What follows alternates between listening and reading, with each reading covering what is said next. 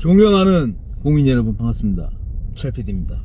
어제 댓글 보니까 95점으로 합격했다 그런 댓글이 있더라고요. 축하드립니다. 얘기 좀 해보려고 하는데 95점 받고 합격하는 게 과연 좋은 거냐 그런 얘기죠. 이 자격증은 보편적으로 이 60점 이상을 취득을 하게 되면 이제 합격선이잖아요. 절대평가라는 얘기지 상대평가가 아니라는 얘기입니다. 근데 제가 이때까지 뭐 자격증 시험을 그렇게 많이 친 건 아니지만 한두 개 쳤죠. 근데 저는 뭐 80점 이상 받아본 적이 없는 것 같아요. 거의 다 60, 뭐 엊그제 시험 친 것도 65점이었고요. 전기 자격증 할 때도 한 60점대 초반이었던 걸로 기억하는데, 이 공부를 어떻게 하면 이 효율적으로 할 수 있을까? 시험 가르치는 강사들도 거의 다 그렇게 얘기해. 고득점을 목표로 하는 게 아니고 60점에서 70점대 사이 그거를 이제 목표로 공부하는 게 가장 효율적이다. 강사들도 그렇게 얘기를 하잖아요. 근데 그거에 대해서 좀 더 구체적으로 좀 얘기를 해보려고 하는데, 이러나 저러나 합격만 하면 장땡이에요. 뭐 자격증에 95점으로 합격한 놈이나 61점으로 합격한 놈이나 똑같다는 거야. 그게 뭐 표시되는 것도 아니고, 어차피 자격증 시험이라고 하는 건 돌아서면 다 까먹습니다.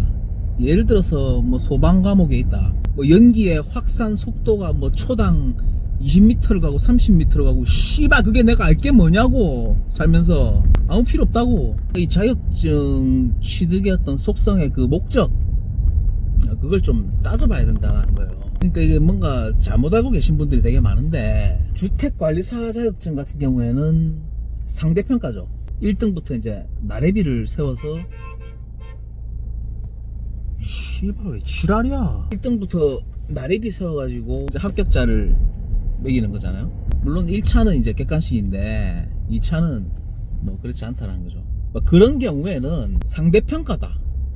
상대평가인 경우에는 내가 고득점을 목표로 공부를 하는 게 맞아요. 그런데 절대평가 몇 점 이상이면은 합격이다. 그런 경우에는 가장 효율적인 공부 방법을 채용해야 된다. 자, 합격이라는 아웃풋 60점 이상이면 합격입니다. 그 합격이라는 아웃풋은 고정값이에요.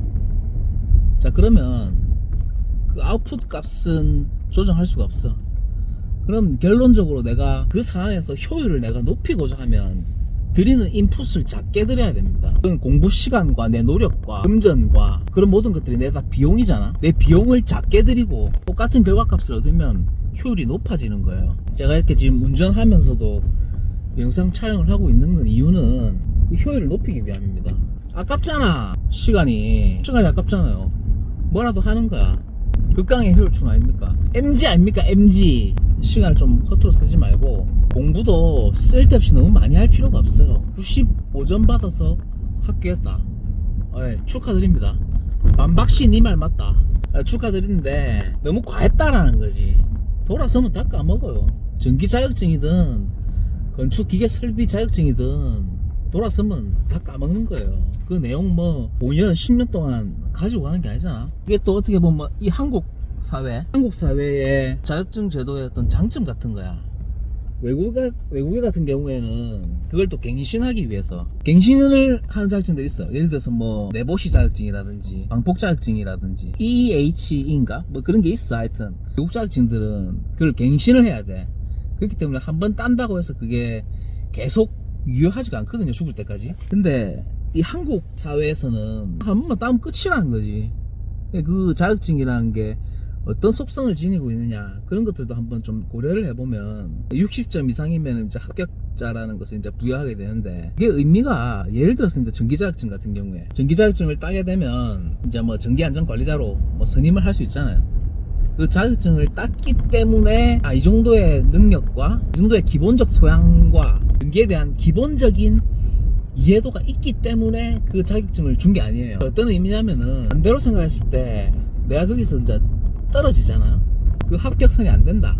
그러면 그 기본적 소양과 이해력이 안 된다라고 보고 그 전기안전관리자로서의 업무를 수행할 수 없다라고 판단하는 거야. 그러니까 똑똑한 놈을 뽑기 위한 자격증 시험이 아니라 최소한의 이 정도의 이해력 지식과 뭐 암기력과 그런 인지 능력이 없다라고 했을 때 이 업무를 수행할 수 없다라고 하는 관점에서 모질한 놈을 떨어뜨리기 위한 게 이 자격증 시험이지, 잘난 놈을 붙이기 위해서 이 자격증 공부를 하는 게 아니라는 거예요. 최소한의 이 정도의 기본적인 거를 갖추고 있어야 된다. 그런 관점에서 이 자격증 시험이라는 게 있는 거지. 그러니까 그 어떤 자격증 시험도 다 마찬가지입니다. 기술적으로 공학적으로 그 전문 지식이 있어야 그 업무를 수행한다, 그게 아니라 그냥 기본적인 수준에 미달되면 그 업무를 수행할 수 없다라고 하는 관점이에요. 소방안전관리자도 마찬가지잖아요. 소방안전관리 수첩 그런 거 2급 정도는 뭐 따기가 그렇게 어렵진 않잖아. 그것도 취득이 안 되는 사람은 기본적인 이해력이 안 된다라는 거야. 현장에서 뭐 어떤 소방 수신기를 만질 때나 어떤 상황에 대한 어떤 대처 같은 것들, 물론 그런 것들은 경험이 더 중요합니다. 실무가 우선이다. 그래, 니 말 맞다. 안박씨 니 말 무조건 맞다. 이제 쓸데없이 95점, 98점을 목표로 공부하는 거는 사실 비효율적이라는 거예요. 내만 그렇게 얘기하는 게 아니야. 자격증 강사들도 다 그렇게 얘기를 하잖아. 물론 축하는 하는데 63점 받은 새끼나 93점 받은 새끼나 30점 차이죠.